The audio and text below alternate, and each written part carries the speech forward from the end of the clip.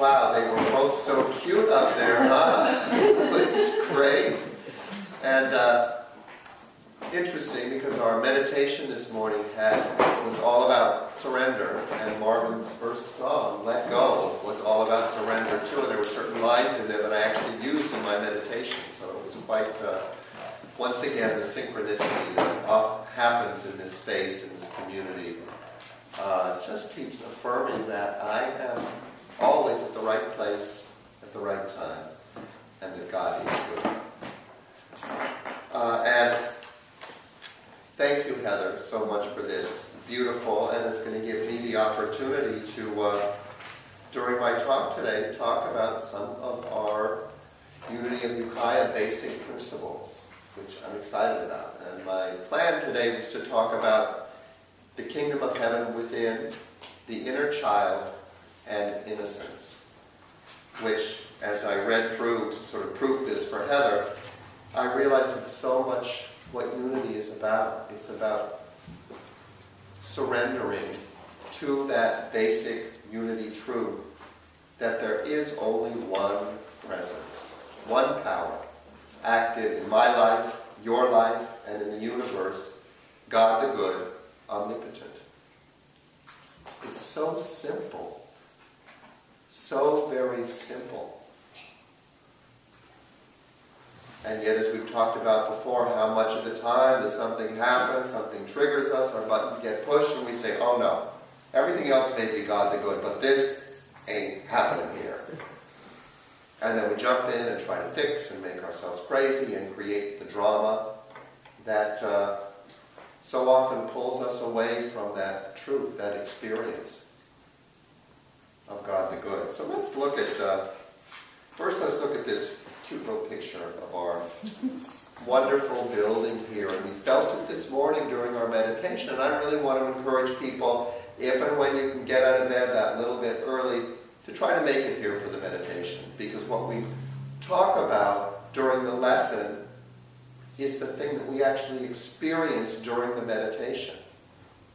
So that, in a sense, is the real experience of that God the good, when we can come together. And we talked about feeling this sacred space. This is the oldest continually used church building in Ukiah. So that means for over 100 years people have been moving in, getting goosebumps as I'm saying it, moving into this sanctuary for the purpose of experiencing that divine presence that we call God the good. And so let's take a moment for those of us who didn't make it here for the meditation, and to reinforce for those who did, to just feel that. That ultimately God the good is not a concept, but an experience that can always be felt right here, right now in this moment. And to acknowledge that this space has been calling in that energy, experience and expressing that energy for over 100 years. So I invite all of you to remember that. Each time you enter this space, there's a tradition in some of the Eastern philosophies where when you enter a sacred place, you literally kneel down and place your forehead or actually kiss the ground as you walk in. I'm not telling you have to do that when you come here, but to take a moment as you walk in the door to acknowledge that you are moving into a sacred space.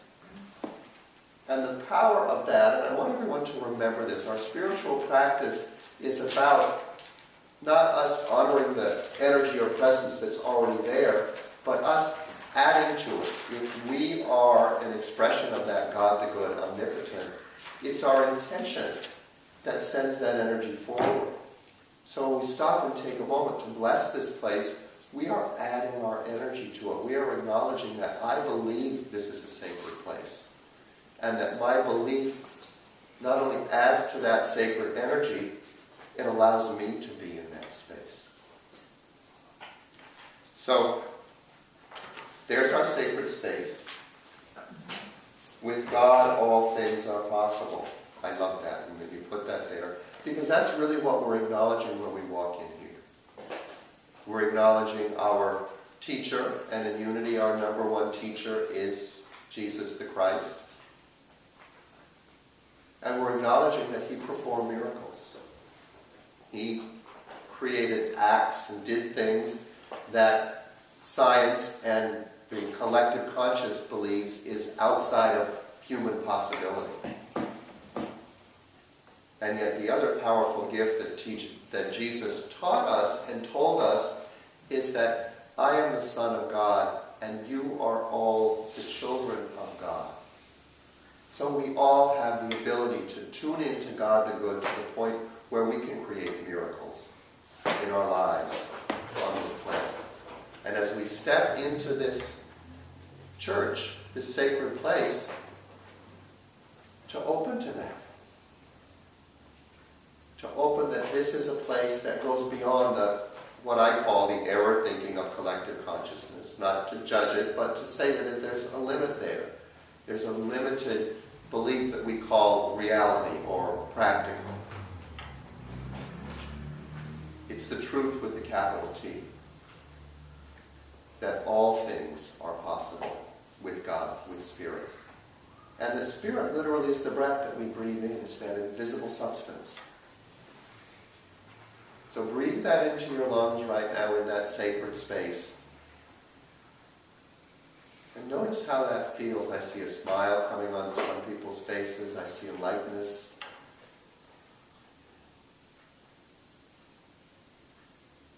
So that's the energy of Spirit. We're coming up on Easter Sunday, where we celebrate the life of our master teacher.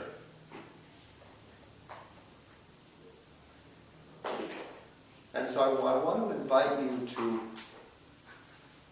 take some time right now to think about what that means. What do we celebrate at Easter time? Resurrection. It's the resurrection. It's the fact that one among us who called himself Jesus, and then after he passed and we looked at his life, we began to call him the Christ. So just a reminder that Christ is not Jesus' last name. Christ is the Christ essence, or that part of him that was able to align with the God Spirit and share it with the world. It's expressed in the cross. And the cross can, in one sense, speak about his crucifixion, but in the deeper, more spiritual sense, it talks about this alignment of Spirit, Mother Earth, and the ability to manifest. If we stand up and put our arms out, we become the Christ. And that's who we are on this planet. And how do we use our ability to manifest? Do we create drama? Do we buy into the error thinking of collective consciousness that life is difficult, and if you push my button and do something against me, then what I have to do is get back at you? Or do we align with the higher principles and say, no, I choose to create something different?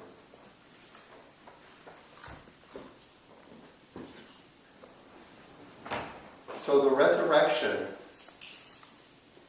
of one human that called himself the Christ, and in some churches that might be blasphemy to call Jesus human, but when you look at his life, he was very human. And he called us his brothers and sisters. And as he moved towards his crucifixion on the day of the Last Supper, he knelt at the feet of his disciples and washed their feet. And they said, "Teacher, how can you do this? Don't do this." And he said, "You will understand more about why I'm doing this as you move forward." And after Christ's death, the disciples stepped forward and began to teach and began to step into Jesus' shoes or his feet. So that's really what he was telling us, that he is a human being with God the Father, the Son of God, and that we are all the children of God, with all the abilities, all the connection, all the power and presence of that God the Good, that divine, omnipotent power. So as we move towards Easter and that time of renewal, it's not a coincidence that Easter comes at springtime when the whole world is blossoming. Ask yourself what that means to you. What are you willing to let go, to let die on your cross of error thinking, of things that no longer work in your life, and what are you willing to open to? So as I move back to, bless you,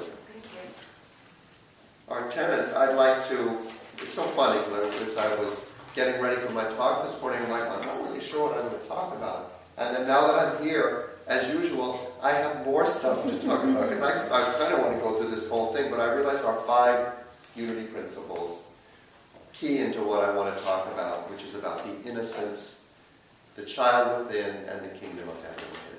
Because I believe that's really what Jesus came to teach us. You know, what was the quote about the little children? Can you sound louder? No.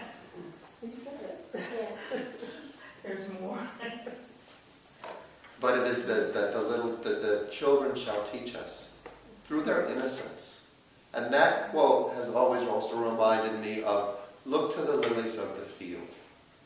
They do not toil.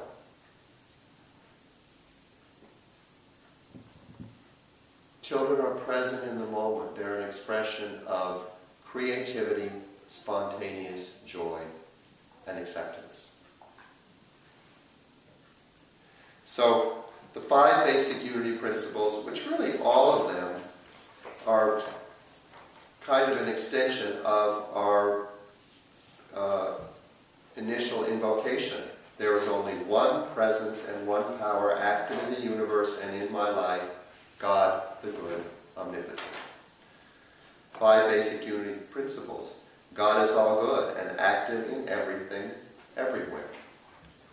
I am naturally good because God's divinity is in me and everyone. I create my experiences by what I choose to think and what I feel and believe.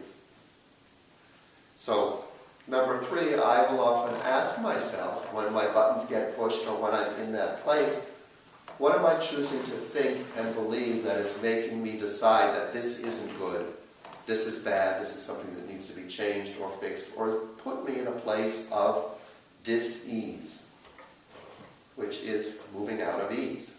If you think of ease as God the good, that place where you're relaxed and peaceful, trusting.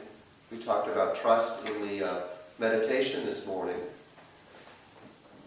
and how it's connected to surrender and connected to the throat chakra where we communicate.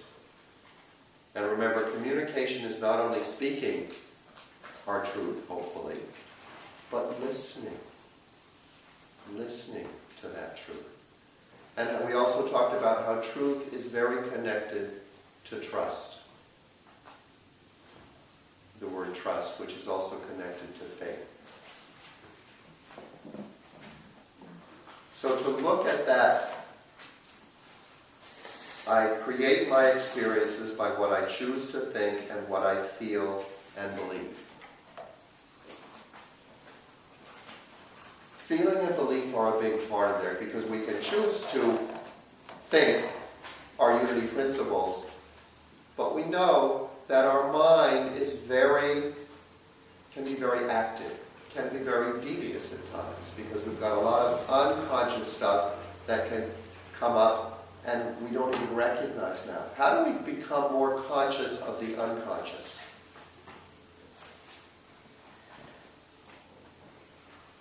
For me, it's to go to these inner chakras that we talked about, these inner feelings. We go to our feeling sense. What am I feeling? And what so many of us do, and I'm guilty of this as well, that when my buttons get pushed and an uncomfortable feeling comes up, I want to get away from that uncomfortable feeling, so I start to tamper and fix with what's out there.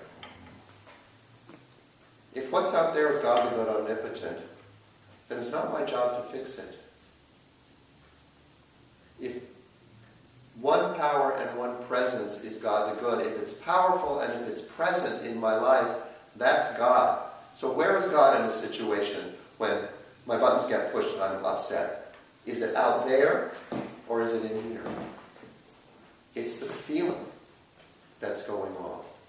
So when I can go to that feeling and sit with it, which is so contrary to what we're taught. Right? We're taught to just, what is the Adidas commercial telling us? Just do it. The phrase that I love, which contradicts that, and I'll share it again, is don't just do something, sit there. And when yes, Carol. I don't want to, you No, finish. go. Oh, okay. I was just going to say, in order to get to what you're talking about, seeing your unconsciousness or becoming aware of what's in your unconsciousness, there's a learning process I have found that you have to learn how to make your mind shut up.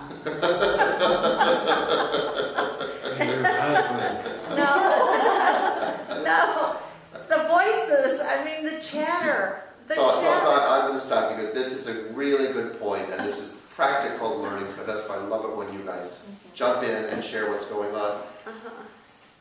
The mind is not going to shut up.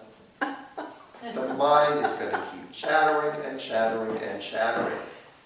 We do have the ability with the witness self, which is what we really experience when we come to church and we stop and we take that moment. We can sit and watch it all happening. And when you go to the emotion, being willing to feel the emotion and not fix, and then notice the thoughts that come up around the emotion, that's where you begin to explore and experience and become more conscious of what you are choosing to feel, think, and believe. Because an uncomfortable feeling will trigger the subconscious stories, and if you don't react, you don't try to fix, because we fix because we want to stop the feeling and not look at what's behind it. Because that's what we've been taught to do. There's an important, and I think it's going to key into what we're talking about here, but I'm going to read it now because I'm inspired to. This is from the presence process. As we progress through the presence process, it becomes increasingly apparent that it's the charged emotion crouched behind the discomfort that fuels our compulsion to run from the presence into self-distracting mental and physical activities. By reacting to an emotional charge instead of responding to it, and reacting is running and trying to fix something out there, responding is simply being with it. By reacting to an emotional charge instead of responding to it, we move from presence into pretense. We sidestep authenticity and enter into drama. All human drama is an outwardly projected manifestation of our individual and collective reaction towards our unintegrated emotional charge. So all the drama, all the fixing, all the, oh my God, I've got to do something, I've got to tell that person exactly how I feel so they can understand that they did me wrong, or whatever it is, it's all drama that moves us away from our authentic self and into pretense, into this drama out there, and it disconnects us from spirit. And when I read that this morning, preparing for this, I had a vision of my mom cooking and me coming up as a child, probably about the age of these beautiful children here, and asking her a question, and her turning and just giving it to me, just yelling at me. And I recognized that that was a drama that was created in her because she just didn't have time, and a feeling was coming up in her, and she created a dramatic situation that I took on as something's wrong with me. And it was not authentically who my mother was, but it's what she was taught. And so as a child, I began to learn, oh, anger is something that I am.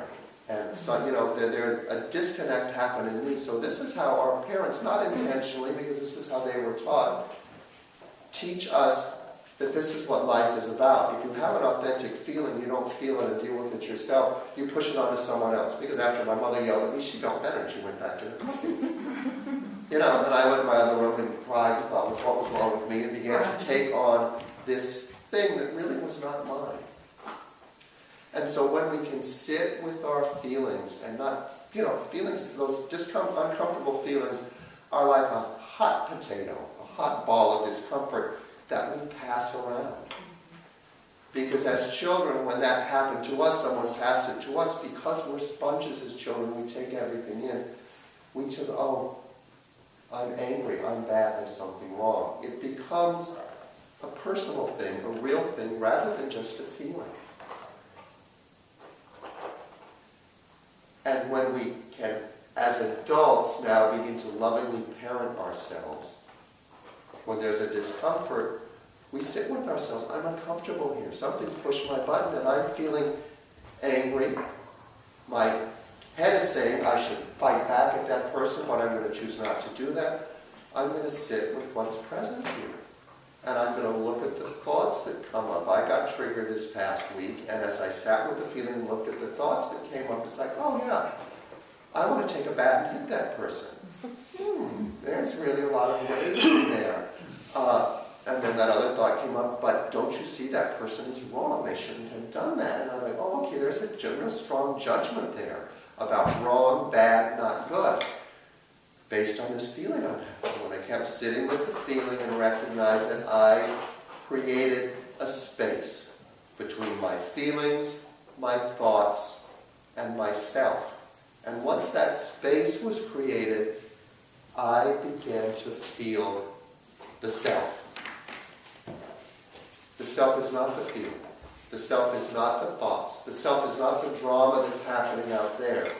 The self is God the good, omnipotent, who has created this amazing playground for the purpose of awakening to the truth that we are that God energy, bless you, and that we can choose how we want to co-create with that God energy this universe. And from my point of view and my intention, how we can create that kingdom of heaven, not only within, but without. And the only way we can create it without is to figure out how to create it within, regardless of what's happening out there. And when I can detach enough from what's happening out there, I can see my point of power, and I can really see that I am creating it all.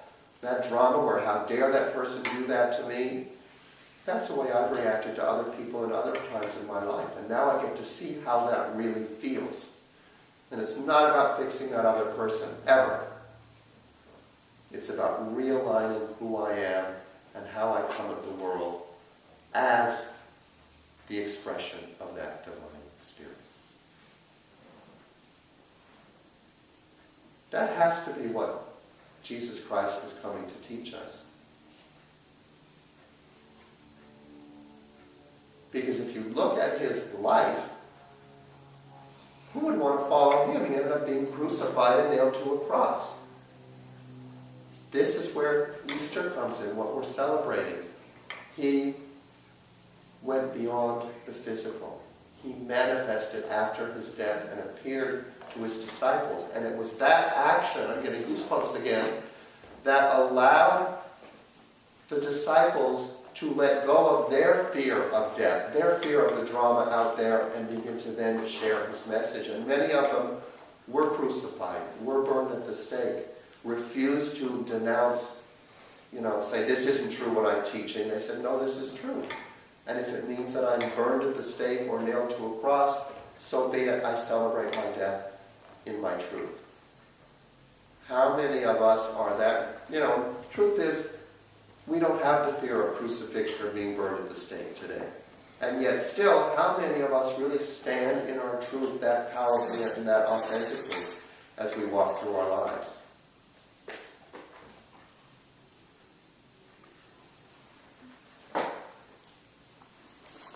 So as we move towards Easter, I invite you to remember,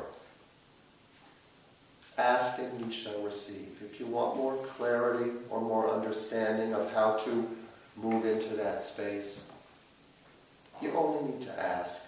This spiritual path is not about figuring it out. We've done an awful lot of figuring up here with the mental mind.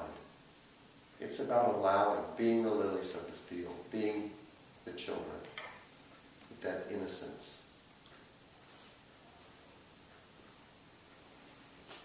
that kingdom of heaven within, is that place of innocence, which is the truth of who we all are.